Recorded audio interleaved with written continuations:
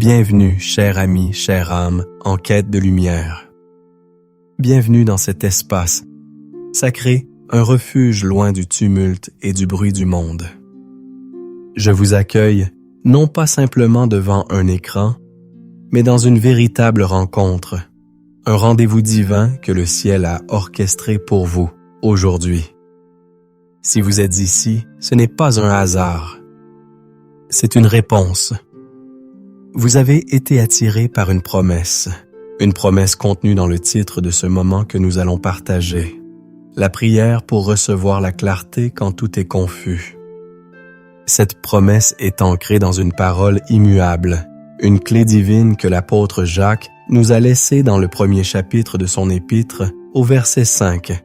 Si quelqu'un d'entre vous manque de sagesse, qu'il la demande à Dieu, qui donne à tous simplement et sans reproche, et elle lui sera donnée. Sentez-vous le poids de ces mots? La puissance de cette invitation? Ce n'est pas une simple suggestion, c'est une porte ouverte. Une porte qui mène hors du labyrinthe de vos pensées, hors du brouillard de l'incertitude, vers la lumière éclatante de la direction divine. Je sais pourquoi vous êtes là. Vous êtes là parce que vous faites face à un carrefour. Peut-être est-ce une décision professionnelle qui vous paralyse, un choix relationnel qui déchire votre cœur, une question sur votre avenir qui vous empêche de dormir, ou simplement ce sentiment diffus mais persistant que vous êtes perdu pas peu, que le chemin devant vous est voilé. Je veux vous faire une promesse solennelle. Si vous me donnez votre attention, si vous offrez ce temps, non pas à moi, mais au Dieu qui vous aime, si vous restez jusqu'à la fin de cette prière, quelque chose va se débloquer en vous. Cette confusion qui pèse sur vos épaules comme un manteau de plomb commencera à se dissiper. Ce n'est pas une formule magique, c'est un principe spirituel. Lorsque nous nous alignons sur la parole de Dieu et que nous venons à lui avec un cœur sincère, il ne peut faire autrement que de répondre. Alors, je vous invite maintenant à faire un pas de foi. Préparez-vous. Trouvez un endroit où vous ne serez pas dérangé, même si ce n'est que pour quelques instants. Mettez des écouteurs si nécessaire pour créer votre propre sanctuaire. Fermez les autres onglets de votre navigateur. Mettez votre téléphone en mode de silencieux. Ce moment est pour vous et votre Créateur. C'est un acte de consécration. Et pour marquer votre engagement, pour sceller votre intention dans le monde spirituel, je vous invite à écrire dans les commentaires « Amen Consensang » ou dans votre langue « Amen, je suis prêt à recevoir la clarté de Dieu ». En faisant cela, vous ne commentez pas seulement une vidéo, vous envoyez une requête au ciel. Vous déclarez que vous êtes prêt à recevoir. Et le ciel est prêt à donner. Entrons maintenant ensemble dans sa présence. Je voudrais prendre un instant pour parler directement à votre cœur, là où réside la confusion. Je veux parler à cette partie de vous qui se sent fatiguée, épuisée de chercher des réponses.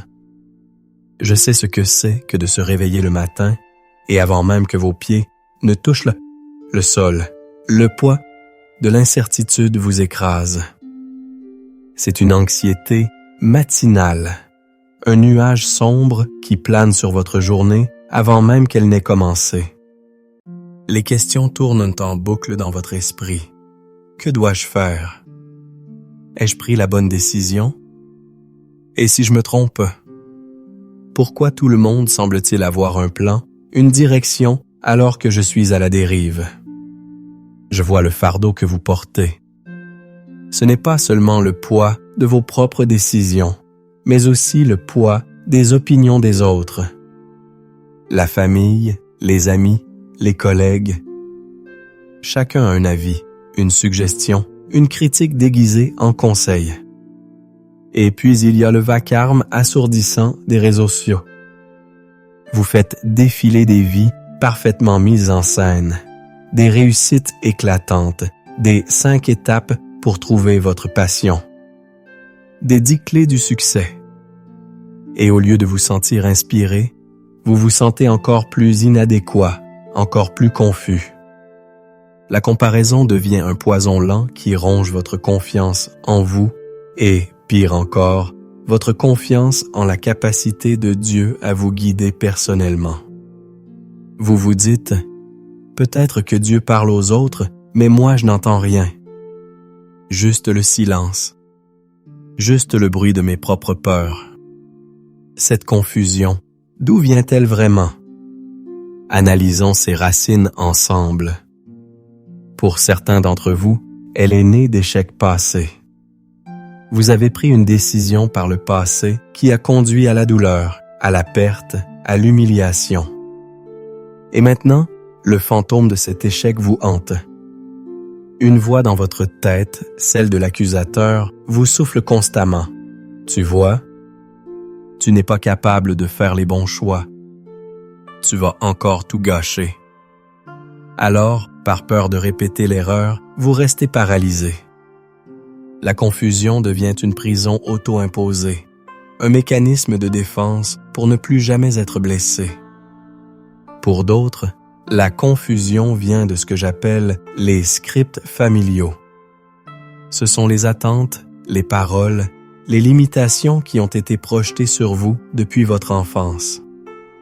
Dans notre famille, on ne fait pas ça. Sois réaliste, tu n'y arriveras jamais. Tu devrais plutôt choisir un chemin plus sûr. Ces paroles sont devenues des murs invisibles qui limitent votre vision de ce que Dieu peut faire dans votre vie. Vous êtes confus parce que votre cœur aspire à quelque chose de plus grand, mais votre esprit est enchaîné par les croyances limitantes que d'autres vous ont imposées. Et pour beaucoup d'entre nous, la source la plus profonde de la confusion est une déconnexion spirituelle.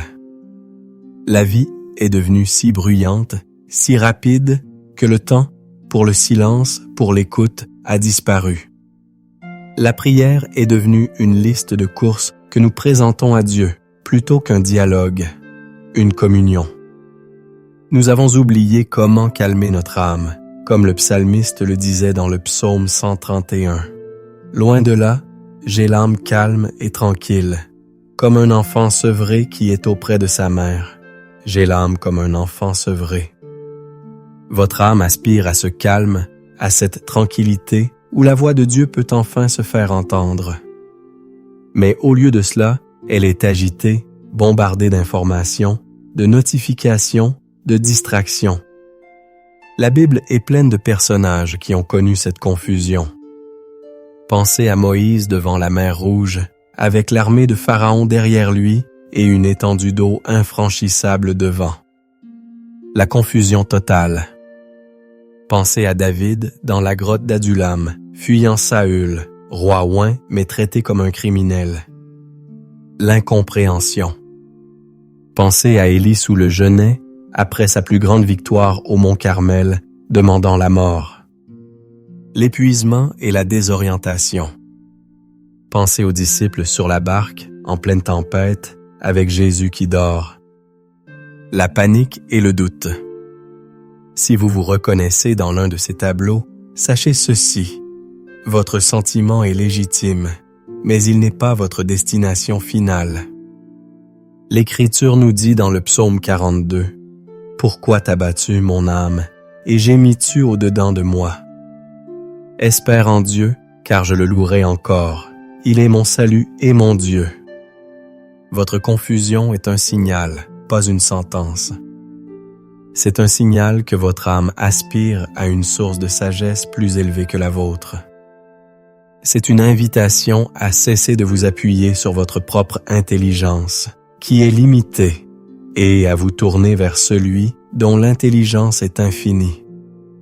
Jésus lui-même a lancé cette invitation universelle dans Matthieu 11:28. « Venez à moi, vous tous qui êtes fatigués et chargés, et je vous donnerai du repos. » La confusion est une charge.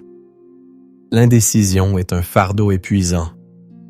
Aujourd'hui, Jésus vous regarde avec une compassion infinie.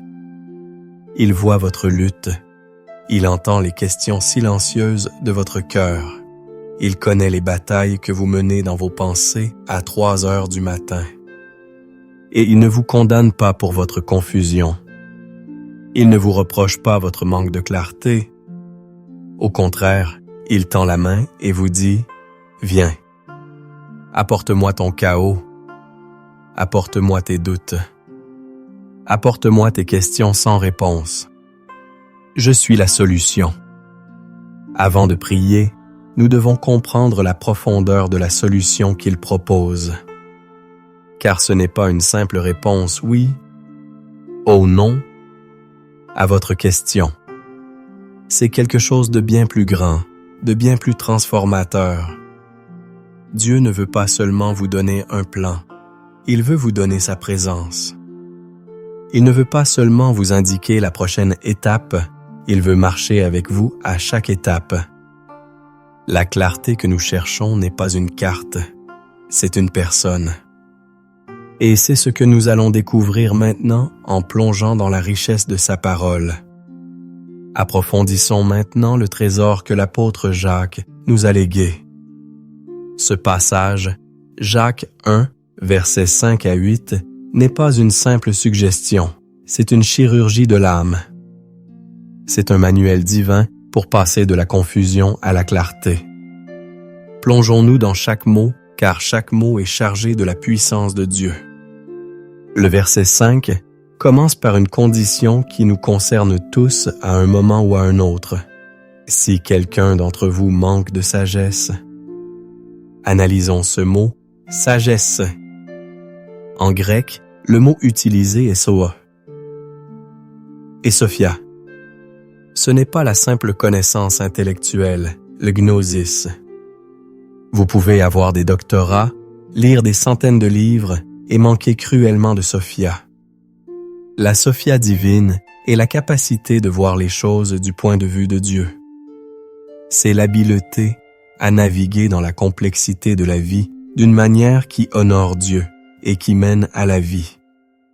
C'est savoir quoi faire, quand le faire et comment faire le faire. C'est le discernement spirituel. C'est la clarté. Donc, quand Jacques dit « si vous manquez de sagesse », il parle directement à votre situation de confusion. Il légitime votre besoin. Il ne dit pas « honte à vous de manquer de sagesse ».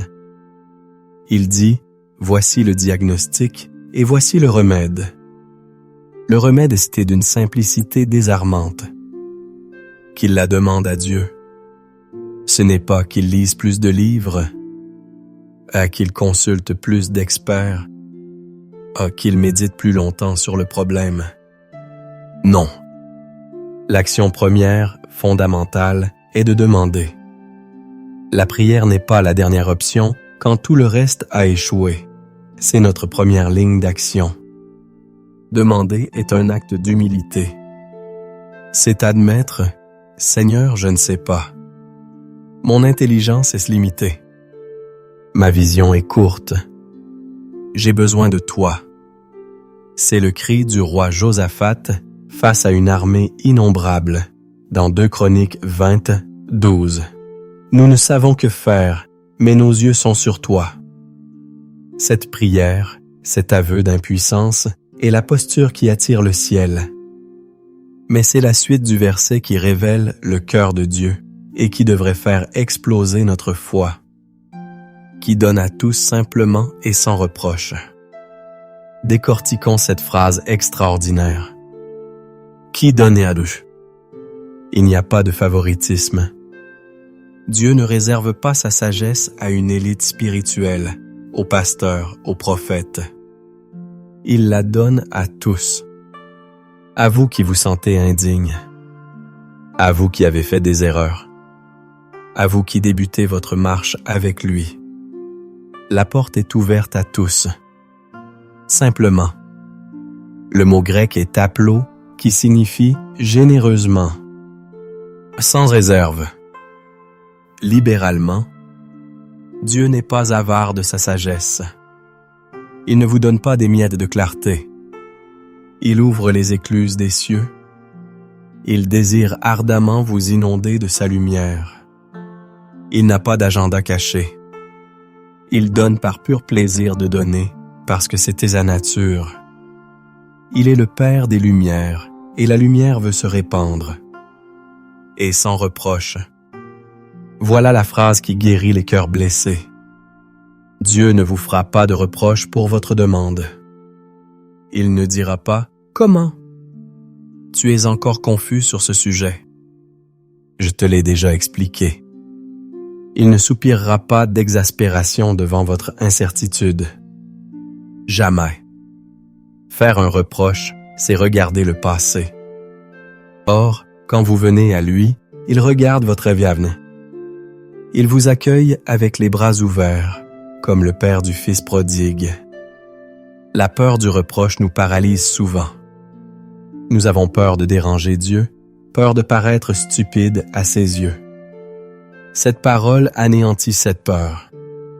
Vous pouvez venir à lui en toute confiance, avec vos questions les plus simples, vos doutes les plus profonds. Son cœur pour vous est un océan de grâce. La promesse est donc scellée. Et elle lui sera donnée. C'est une certitude, pas un peut-être, pas un si tu es assez bon. C'est une loi spirituelle. Une demande humble et sincère pour la sagesse divine reçoit toujours une réponse divine. Cependant, Jacques ajoute une condition cruciale dans les versets 6 à 8. Et c'est ici que beaucoup d'entre nous trébuchent. Mais qu'il la demande avec foi, sans douter, car celui qui doute est semblable au flot de la mer, agité par le vent et poussé de côté et d'autre. Qu'un tel homme ne s'imagine pas qu'il recevra quelque chose du Seigneur. C'est un homme irrésolu, inconstant dans toutes ses voies. Qu'est-ce que le doute dont parle Jacques? Ce n'est pas le doute intellectuel, la question honnête. C'est le doute du cœur, la double allégeance. Le mot grec pour irrésolu est dipsycho, littéralement à deux âmes. C'est l'image d'une personne qui essaie de regarder dans deux directions opposées en même temps. C'est celui qui prie pour la sagesse de Dieu le matin, mais qui passe l'après-midi à consulter son horoscope, les tarots, ou à chercher l'approbation de 10 personnes différentes dont les avis se contredisent. C'est celui qui dit « Seigneur, je te fais confiance », mais dont les actions sont dictées par la peur et l'anxiété. Jacques utilise une image puissante, le flot de la mer. Une vague n'a aucune volonté propre. Elle est à la merci des vents, le vent des circonstances, le vent de l'opinion des autres, le vent de ses propres émotions changeantes. Un jour plein de foi. Le lendemain plein de désespoir. Cette instabilité, dit Jacques, court-circuite le processus de réception. Pourquoi? Parce que pour recevoir de Dieu, il faut avoir les mains ouvertes et stables. Si votre cœur est une vague, comment pouvez-vous recevoir le don précieux et stable de la sagesse de Dieu? L'antidote au doute n'est pas l'absence de peur. C'est le choix délibéré de faire confiance à la parole de Dieu plus qu'à vos sentiments ou à vos circonstances. C'est l'histoire de Pierre marchant sur l'eau. Tant que ses yeux étaient fixés sur Jésus, la source de la sagesse et de la puissance, il défiait les lois de la nature. Dès qu'il a regardé les vagues, les circonstances, la confusion, le danger, il a commencé à couler. La foi, c'est choisir sur quoi vous allez fixer votre regard. Pensez à l'histoire du roi Salomon. Quand Dieu lui est apparu en songe et lui a dit « Demande ce que tu veux que je te donne », Salomon aurait pu demander la richesse, la longévité, la mort de ses ennemis. Mais il a demandé la sagesse, un cœur intelligent pour juger ton peuple, pour discerner le bien du mal. One donna. C'était une prière parfaitement alignée avec le cœur de Dieu. Et parce qu'il a demandé cela, Dieu non seulement lui a donné une sagesse inégalée, mais il a ajouté la richesse et la gloire. Lorsque nous cherchons d'abord la sagesse de Dieu, tous les autres aspects de notre vie commencent à s'aligner. Pensez aussi à l'apôtre Paul. Dans Éphésiens 1, il ne prie pas pour que les Éphésiens aient moins de problèmes. Il prie pour qu'ils reçoivent un esprit de sagesse et de révélation dans la connaissance de Dieu. Il prie pour que les yeux de leur cœur soient éclairés. Voilà la véritable clarté. Ce n'est pas la disparition des problèmes, c'est l'illumination intérieure qui nous permet de voir les problèmes du point de vue de l'éternité. Alors, comment appliquer cela concrètement aujourd'hui dans notre monde moderne rempli de FOMO, Fear of Missing Out, la peur de manquer quelque chose, et d'anxiété de performance? Cela signifie de commencer votre journée non pas en faisant défiler votre téléphone, mais en vous asseyant aux pieds de Jésus, de prendre votre confusion et de la déposer devant lui en disant « Seigneur, selon ta parole en Jacques 1,5, je manque de sagesse pour cette situation et je te la demande. » Ensuite, vous faites le choix de la foi. Vous dites « Et je crois que je la reçois. » Je ne sais peut-être pas encore comment, ni quand, mais je crois que tu me guides. Je choisis de ne pas être un homme ou une femme irrésolu. Mon cœur est fixé sur toi. Cette posture de foi ouvre le canal de communication. La clarté peut venir instantanément comme un éclair de génie. Elle peut venir progressivement comme le lever du soleil. Elle peut venir à travers un verset qui saute aux yeux. Et elle peut venir à travers le conseil sage d'un frère ou d'une sœur en Christ. Elle peut venir comme une paix profonde qui confirme une direction. Notre travail n'est pas de dicter la méthode, mais de maintenir la posture de foi. C'est cette fondation solide qui nous prépare maintenant à entrer dans un temps de prière puissant et transformateur. Maintenant, alors que la vérité de la parole de Dieu a commencé à irriguer notre esprit, il est temps de préparer notre cœur à recevoir. La prière n'est pas seulement un acte de parole, c'est une posture de l'âme. Nous devons passer de l'état d'auditeur à celui de participant actif dans ce dialogue divin. Pour que la clarté de Dieu puisse nous remplir, nous devons d'abord vider notre cœur de tout ce qui fait obstacle. Je vous guide dans 3 étapes, simples mais profondes, pour préparer votre cœur. Premièrement, l'humilité et la repentance. Reconnaissons devant Dieu les manières dont nous avons contribué à notre propre confusion. Peut-être avons-nous cherché des réponses partout, sauf auprès de lui. Peut-être avons-nous laissé l'orgueil nous empêcher de dire « Je ne sais pas, aide-moi ». Peut-être avons-nous nourri le doute et l'incrédulité en faisant plus confiance à nos peurs qu'à ses promesses. La Bible dit dans 1 Jean 1,9 « Si nous confessons nos péchés, il est fidèle et juste pour nous les pardonner et pour nous purifier de toute iniquité. » Prenons un instant pour confesser humblement notre autosuffisance et notre manque de foi. Deuxièmement, la libération par le pardon.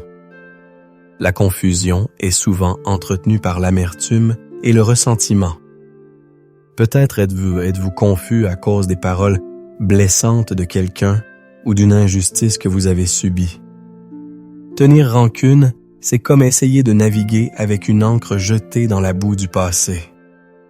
Vous ne pouvez pas avancer. Matthieu 6,15 nous avertit « Mais si vous ne pardonnez pas aux hommes, votre Père ne vous pardonnera pas non plus vos offenses. » Le pardon n'est pas un sentiment, c'est une décision. Décidez maintenant de relâcher ceux qui vous ont blessé, non pas parce qu'ils le méritent, mais parce que vous méritez d'être libre. Pardonnez-vous. Aussi à vous-même pour vos erreurs passées. Lâchez la condamnation. Troisièmement, la consécration et le lâcher-prise. C'est l'acte crucial de rendre la situation à Dieu. Visualisez le problème qui vous cause tant de confusion. Imaginez que vous le tenez dans vos mains. Sentez son poids, son anxiété. Maintenant, dans un acte de foi, ouvrez vos mains et levez-les vers le ciel. Donnez-le lui, totalement, sans réserve. Cessez d'essayer de tout contrôler, de tout comprendre par vous-même. Confiez-lui le problème, le timing et le résultat. La prière fervente du juste a une grande efficacité, nous dit Jacques 5,16. La ferveur vient d'un cœur entièrement abandonné à Dieu. Votre cœur est maintenant préparé. Comme une terre labourée, il est prêt à recevoir la semence de la parole de Dieu et la pluie rafraîchissante de son esprit. Entrons avec confiance et audace dans le trône de la grâce, pour obtenir miséricorde et trouver grâce, pour être secourus dans nos besoins. L'heure de la prière est arrivée. Prions ensemble. Père céleste, Dieu tout-puissant, Créateur du ciel et de la terre, nous venons devant ton trône de grâce, non pas en nous appuyant sur notre propre justice, mais en nous confiant dans ta grande miséricorde et dans le nom puissant de ton Fils, Jésus-Christ. Nous nous prosternons devant toi, reconnaissant ta souveraineté sur toute chose. Tu es celui qui était, qui est et qui vient. Rien n'échappe à ton regard. Les ténèbres ne sont pas obscures pour toi, et la nuit brille comme le jour. Père, nous te louons et nous t'adorons. Nous t'exaltons, toi, le Père des Lumières, en qui il n'y a ni changement, ni ombre de variation. Tu es la source de toute sagesse, l'origine de toute clarté. La Bible déclare que tu es notre lumière et notre salut. En toi, il n'y a point de ténèbres. Aujourd'hui, nous choisissons de nous tourner vers toi, notre lumière, pour dissiper les ténèbres de notre confusion. Nous te bénissons, Seigneur, car tu es la forteresse de notre vie. Tu es notre rocher, notre refuge, notre lieu de sûreté au milieu de la tempête. Quand les vents de l'incertitude soufflent, quand les vagues du doute s'élèvent, nous proclamons que tu es notre ancre, stable et sûre. Nous te remercions, car tu n'es pas un Dieu distant et indifférent. Tu es Emmanuel, Dieu avec nous. Tu es Yahweh Jireh, le Dieu qui pourvoit. Tu es El Roi, le Dieu qui nous voit dans notre détresse. Merci, Père, pour ton caractère révélé en Jacques, chapitre 1er. Merci car tu es un Dieu qui donne à tous, qui donne généreusement et qui donne sans faire de reproches. Notre cœur est rempli de gratitude pour un tel Dieu. Nous nous joignons au cœur des anges et des saints pour déclarer que tu es saint, saint, saint, le Seigneur Dieu Tout-Puissant. Digne es-tu de recevoir la gloire, l'honneur et la puissance. Amen. Père de miséricorde, nous venons maintenant devant toi avec un cœur humble et contrit. Nous confessons les moments où nous avons cherché la sagesse dans le monde avant de la chercher en toi.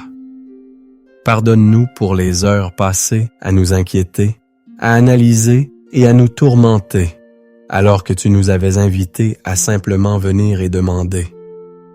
Pardonne-nous, Seigneur, pour notre orgueil, pour avoir cru que nous pouvions tout gérer par notre propre force et notre propre intelligence.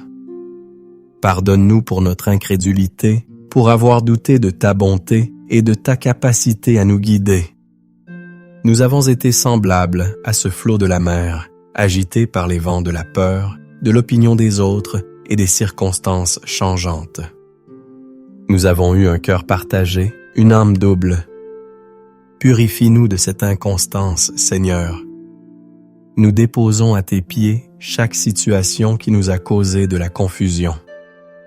Nous te remettons cette décision de carrière, cette relation compliquée, cette incertitude financière, ce problème de santé, ce questionnement sur notre appel. Nous les lâchons maintenant. Nous renonçons à notre besoin de tout contrôler. Nous te les confions, toi qui es capable de faire infiniment au-delà de tout ce que nous demandons ou pensons. Nous te donnons notre passé avec ses échecs, notre présent avec son anxiété et notre futur avec ses inconnus. Prends tout, Seigneur. Nous choisissons de te faire confiance.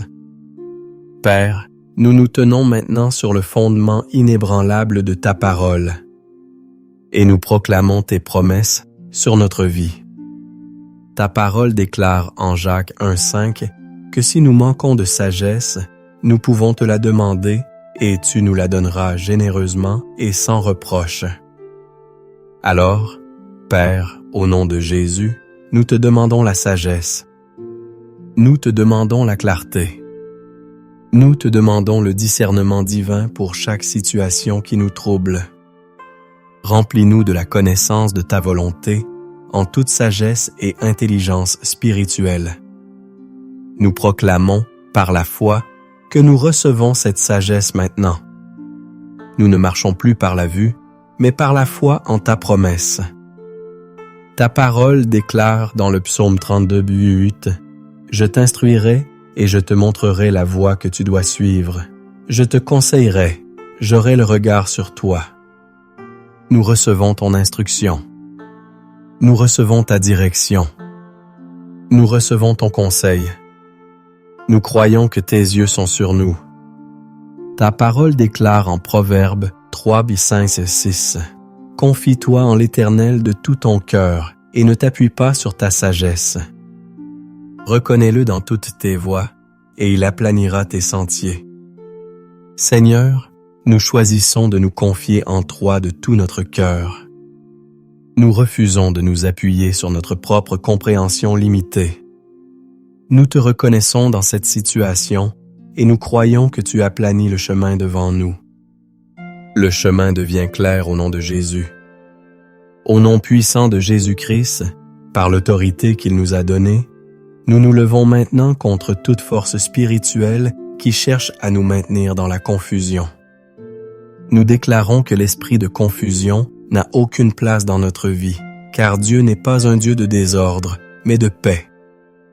Nous brisons et anéantissons toute forteresse de confusion dans notre esprit. Nous renversons les raisonnements et toute hauteur qui s'élève contre la connaissance de Dieu, et nous amenons toute pensée captive à l'obéissance de Christ, selon 2 Corinthiens 10:5. Tout mensonge de l'ennemi qui nous dit que nous sommes perdus, que Dieu nous a abandonnés, que nous sommes incapables de prendre de bonnes décisions, nous le lions et nous lui ordonnons de se taire, au nom de Jésus. Nous annulons tout pacte intérieur que nous avons pu faire avec la peur, l'anxiété et l'indécision. Nous brisons les chaînes des scripts familiaux et des paroles de limitation qui ont été prononcées sur nous. Nous déclarons qu'aucune arme forgée contre nous ne prospérera et que toute langue qui se lèvera en justice contre nous, nous la condamnerons selon Ésaïe 54:17. Nous nous revêtons de toutes les armes de Dieu décrites dans Éphésiens 6. Nous prenons le bouclier de la foi pour éteindre tous les traits enflammés du malin, ses pensées de doute et de confusion. Nous prenons le casque du salut pour protéger nos pensées et l'épée de l'Esprit qui est la parole de Dieu. Et maintenant, Saint-Esprit, nous t'invitons à venir et à remplir chaque espace que nous avons nettoyé et vidé. Viens, esprit de sagesse et de révélation. Viens, esprit de conseil et de force. Viens, esprit de connaissance et de crainte de l'Éternel. Remplis notre esprit de la clarté du ciel. Remplis notre cœur de la paix de Dieu qui surpasse toute intelligence et qui garde nos cœurs et nos pensées en Jésus-Christ. Restaure notre âme, comme le dit le psaume 23. Conduis-nous près des eaux paisibles. Dirige-nous dans les sentiers de la justice à cause de ton nom.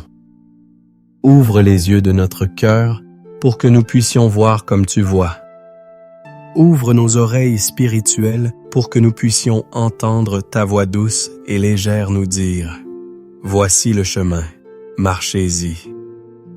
Nous te demandons un esprit de clarté, un esprit de discernement, un esprit de décision divine.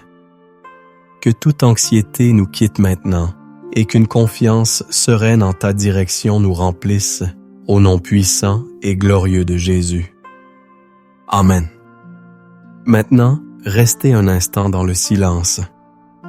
Ne vous pressez pas de passer à autre chose. Le ciel a répondu. La prière a été entendue. C'est maintenant le temps de l'écoute, le temps de la réception. Je vous invite à prendre une profonde inspiration et en expirant, relâchez toute tension restante, toute anxiété, tout doute. Inspirez sa paix, expirez la confusion. Ne cherchez pas à forcer une réponse. N'essayez pas de fabriquer une voix. Soyez simplement là, présent dans sa présence. Calmez votre âme. Faites taire le bruit intérieur. L'Écriture dit « Arrêtez et sachez que je suis Dieu ». Dans ce silence, Dieu travaille. Dans ce calme, il dépose sa sagesse dans votre esprit.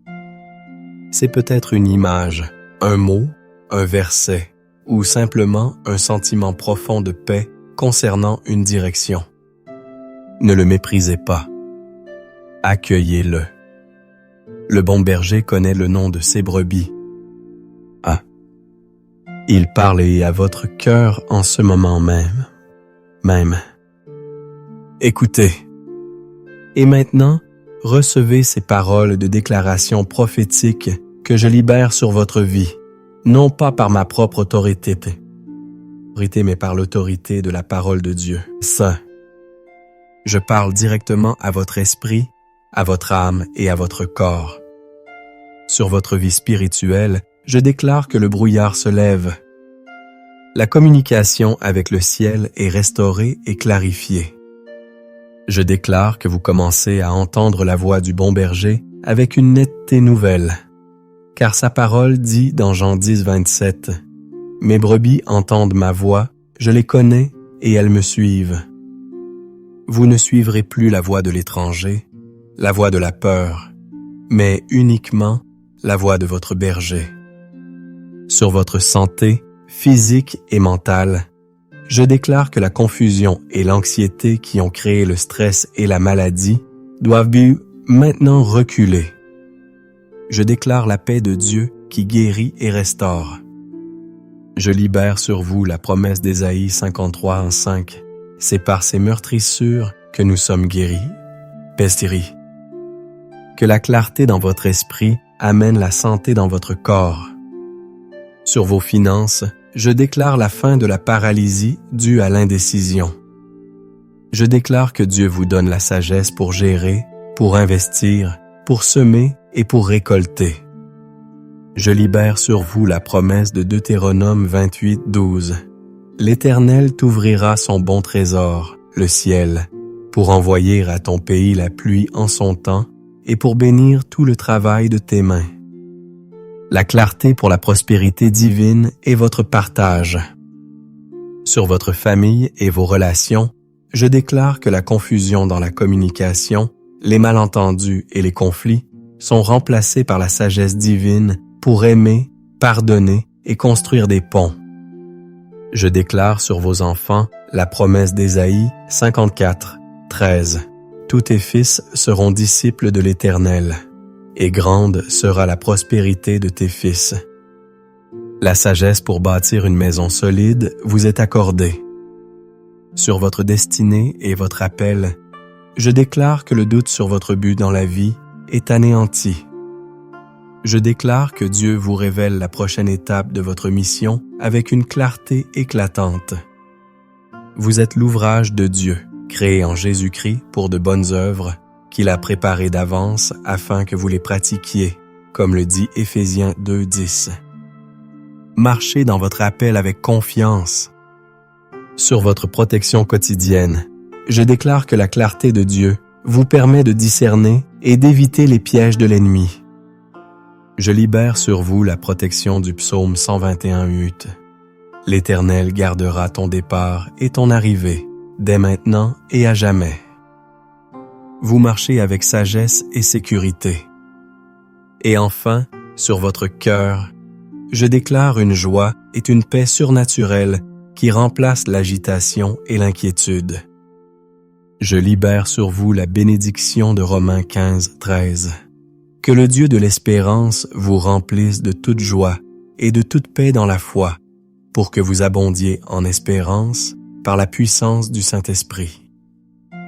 Et maintenant, recevez la bénédiction sacerdotale de Dieu sur votre vie. Que l'Éternel te bénisse et qu'il te garde. Que l'Éternel fasse luire sa face sur toi et qu'il t'accorde sa grâce. Que l'Éternel tourne sa face vers toi et qu'il te donne la paix. Au nom du Père, du Fils et du Saint-Esprit. Amen. Nous arrivons à la fin de notre temps ensemble, mais ce n'est pas une conclusion, c'est un commencement. Le commencement de votre marche dans une clarté renouvelée. Rappelez-vous la promesse centrale de Jacques 1:5. Ce n'est pas une solution ponctuelle, c'est une ressource disponible à chaque instant. La sagesse n'est pas quelque chose que vous recevez une fois pour toutes. C'est une communion continuelle avec la source de toute sagesse, Jésus-Christ lui-même. Ne laissez pas cette rencontre divine n'être qu'un moment inspirant. Faites-en un style de vie. Je veux vous lancer un défi. Revenez à cette prière chaque matin pendant les 7 prochains jours. Faites-en votre rituel matinal.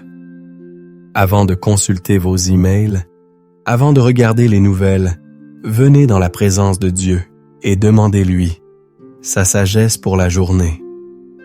Vous verrez une transformation radicale dans votre manière de penser, de décider et de vivre. La confusion se dissipera, non pas parce que les problèmes disparaîtront, mais parce que la présence de Dieu deviendra plus grande que vos problèmes. Pour sceller ce que vous avez reçu aujourd'hui, je vous invite à faire 3 choses. Premièrement, retournez dans la section des commentaires et écrivez « La clarté de Dieu est ma portion ».